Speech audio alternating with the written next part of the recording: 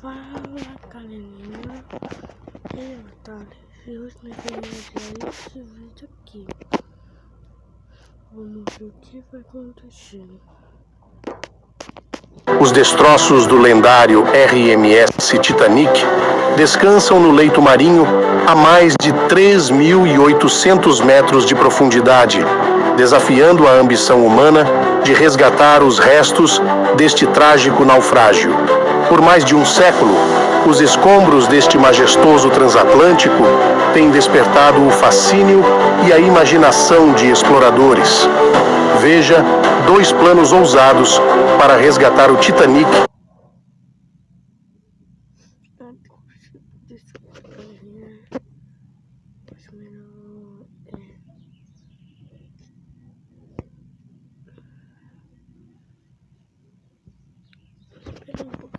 Atlântico tem despertado o fascínio e a imaginação de exploradores.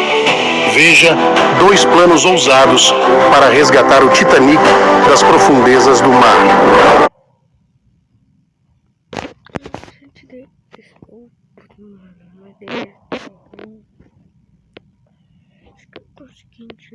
Levantamento utilizando força magnética. A ideia de empregar ímãs potentes para atrair e levantar partes dos destroços do Titanic do leito oceânico pode parecer uma abordagem não convencional, mas factível. Afinal, o magnetismo possui a capacidade de exercer atração sobre materiais ferrosos. Ao anexar eletroimãs de grande porte aos componentes metálicos do casco do transatlântico naufragado, em tese, seria possível erguer esses fragmentos. Não chamado de destroços.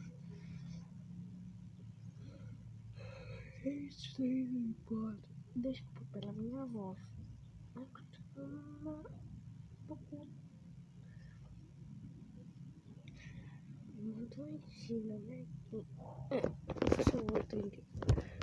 Ao anexar eletroimãs de grande porte aos componentes metálicos do casco do transatlântico naufragado, em tese, seria possível erguer esses fragmentos utilizando a força magnética. No entanto, apesar de visionária, essa técnica enfrenta severos desafios práticos quando se considera sua implementação nas profundezas extremas dos oceanos, onde jazem os restos do Titanic. O cerne da proposta reside na utilização de imensos eletroimãs de resgate, estanques à água, para se fixarem e puxarem para a superfície as seções de ferro e aço dos destroços, como as placas do casco e as estruturas de suporte. Esses dispositivos geram campos magnéticos intensos ao serem alimentados por corrente elétrica. A premissa é que a força de atração magnética poderia fornecer sustentação suficiente para levantar alguns fragmentos dos escombros, não obstante seu tamanho e peso consideráveis. Contudo, o problema é que tá no meio do mar, né? O problema é que tá no meio do mar. Você vai precisar de um barco que nem me fale o tamanho. Sustentação suficiente para levantar alguns fragmentos dos escombros, não obstante seu tamanho e peso consideráveis. Contudo, aí reside o primeiro obstáculo técnico: produzir ímãs.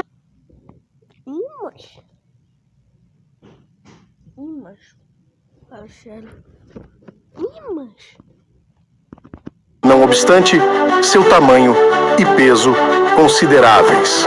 Contudo, aí reside o primeiro obstáculo técnico: produzir ímãs com potência bruta, capaz de erguer fisicamente peças de várias toneladas de um naufrágio situado a milhares de metros de profundidade, sujeitas às pressões extremas da água e às superfícies corroídas no leito marinho. Semelhante façanha demandaria ímãs com intensidades de campo exorbitantes e grande consumo energético. Seus cabos elétricos que é um problema. Cabos elétricos. Na última vez, só piorou a situação. Só piorou a situação dos cabos elétricos. Mas vamos voltar a ver. Também precisariam ser super reforçados para evitar rupturas durante o levantamento com máxima potência. Além disso, os ímãs deveriam ser capazes de se fixar e se soltar seletivamente, agarrando e liberando pedaços aleatórios da estrutura degradada do Titanic, sem danificar restos frágeis ou emaranhar cabos nos detritos. Os sistemas controladores magnéticos necessitariam permitir o desprendimento e o reposicionamento precisos, mesmo ao suportar escombros pesados de cabeça para baixo na escuridão total das profundezas oceânicas. Existem ainda riscos adicionais associados ao levantamento de naufrágios reais. A integridade estrutural do Titanic está severamente comprometida após um século submerso. As tensões de elevação magnética podem causar fraturas indesejadas por corrosão ou até mesmo soltar rebites e provocar o colapso das placas. O deslocamento súbito ou o colapso dos detritos durante o processo também poderiam romper os cabos e enterrar ou emaranhar os eletroimãs. Esses perigos se intensificam quanto maior for a profundidade da operação. Embora o conceito de erguer cirurgicamente pedaços dos destroços do Titanic por meio da aplicação seletiva da força magnética seja genuinamente intrigante, a realidade de manobrar eletroimãs de águas profundas extremamente potentes, porém suficientemente precisos para içar mecanicamente grandes massas de naufrágios em desintegração a milhares de pés de profundidade, constitui um enorme desafio para viabilizar esse método visionário. Levantamento dos destroços por partes. Imagine uma imensa sala de operações subaquática equipada com precisas ferramentas robóticas de corte e serragem, os restos corroídos do lendário RMS Titanic. O objetivo: dissecar meticulosamente o histórico transatlântico em segmentos e erguer cada parte individualmente.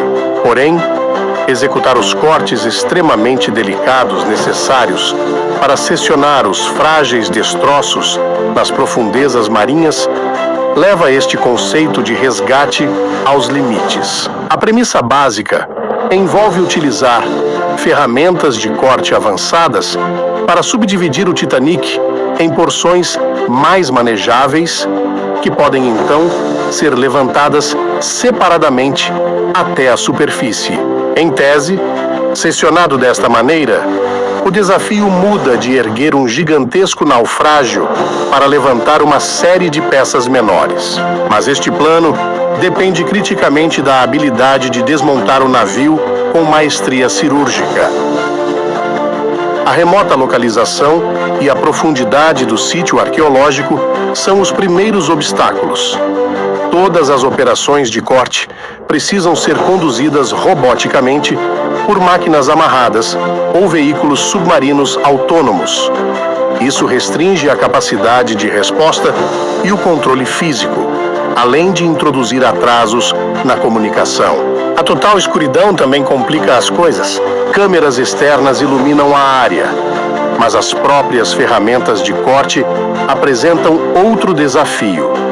Elas devem ser capazes de seccionar rapidamente o aço espesso, mas também transitar com delicadeza pelas áreas frágeis sem causar danos. Provavelmente seria necessária uma combinação de sistemas especializados, incluindo grandes tesouras hidráulicas, serras de fio diamantado, tocha de plasma, cortadores abrasivos e muito mais. Cada um tem vantagens e desvantagens.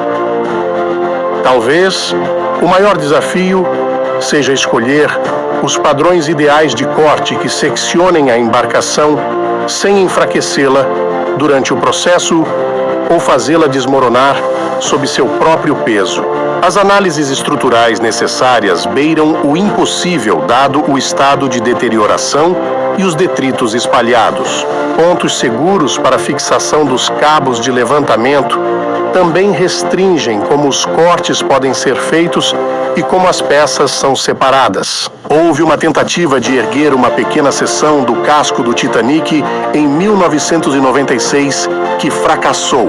Uma empresa de resgate usou um navio submarino para anexar balões cheios de diesel às 21 toneladas da peça, contendo 4 orifícios de vigias e uma porta. Os balões deveriam levantar a seção até a superfície, onde seria transportada a um museu. A empresa planejava erguer o Titanic parte por parte ao longo de vários anos. No entanto, as linhas que seguravam a seção se romperam e ela caiu de volta ao leito oceânico. A operação de UCP 1,5 milhão foi um desastre completo. Tá bom, galera, esse foi o vídeo. Acho que eu já vou postar, né? Querem jogos?